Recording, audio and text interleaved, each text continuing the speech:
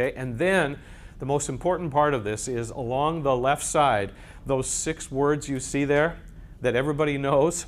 These are the 6 best friends of a learner. That's kind of what they're called. Who, what, where, when, why, and how. You just write them out. And then again, you're going to do the same thing down here. And so that's what you do to sort of prepare it. Okay, then here's a quick question for you. What's the goal of most people when they open up their textbook and start reading? Say again? Yeah, what is it supposed to be? It's to learn and master and memorize and all that's good. For most people, they open it up and they think, how long is this going to take? Can I stay awake till it's done? And their just goal is to finish. That's not a very good goal, but that's what it is for a lot of people. Well, this is giving you a new goal that's way better than that.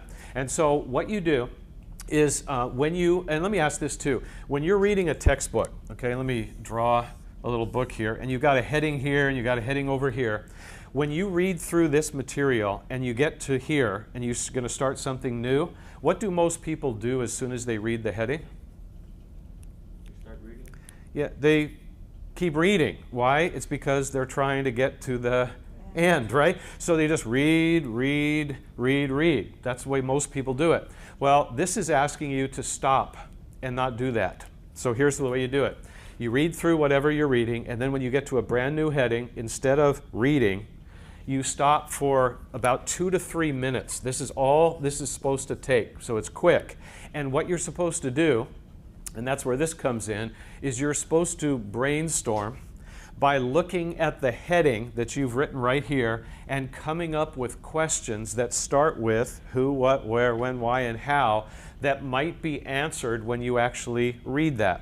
Okay, and so to show you kind of what this looks like, I want you to turn over to the back side of the paper and you'll see an example of something that's basically done, at least this first part. This is from an accounting textbook. And the chapter 4, page 118, big bold print heading at the top that said preparing a worksheet. So the next few pages were all about that, you know, teaching a student that.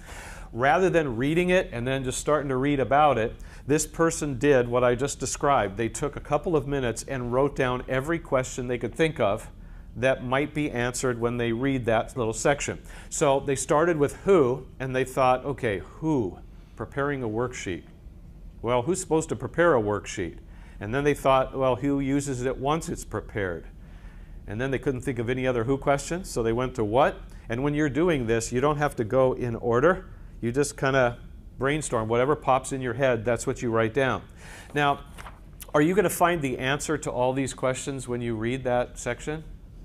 Yeah, hardly ever, right? Because you don't know anything except just the heading, so you're just sort of thinking out loud and writing down everything you could think of really fast. After 2 or 3 minutes, you're ready to read. Okay? And how many questions are you actually going to come up with? I have no idea. But people who have done this before have shown it to me, and sometimes they've come up with 3 or 4 questions in 3 minutes. That's not brainstorming, that's like a little drizzle, not very much. Other people have shown me, and they've done 15 questions, almost as fast as they could write. The more you do this, the faster you get at it, because your brain starts working that way. In this little example that we're looking at, this person came up with 10 questions. And there's nothing special about